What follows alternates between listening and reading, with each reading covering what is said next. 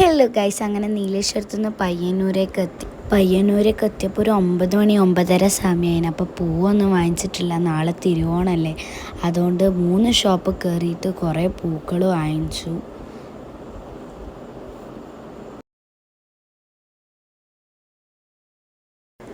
Hello guys, അങ്ങനെ രാവിലെയായി എണീച്ചു. അങ്ങനെ ചോക്കും നൂലും കൊണ്ട് സ്റ്റാറും സർക്കിളൊക്കെ വരച്ചിട്ട് പാലും പഴവും വാങ്ങിക്കാൻ പോയി. അങ്ങനെ ഞാൻ മുട്ടായിയും വാങ്ങിച്ചു ആ ചാൻസിൽ. എന്നിട്ട് മുല്ലപ്പൂ വാങ്ങിക്കാൻ പോയി. ഇതായിരുന്നു നമ്മൾ വാങ്ങിച്ച പൂക്കൾ. അങ്ങനെ പൂവിടാൻ തുടങ്ങി. ഈ വിപ്പായിരുന്നു എണീച്ച, അതിൻ്റെ വാശിയിലാണ്. അപ്പം അമ്മ ഓൺലൈനിൽ നിന്ന് വാങ്ങിച്ചതാണിത്. അപ്പം ഇത് അൺബോക്സ് ചെയ്യുന്നതാണ്. ഇതിന് ഓണത്തപ്പൻ എന്നാണ് പറയുന്നത്.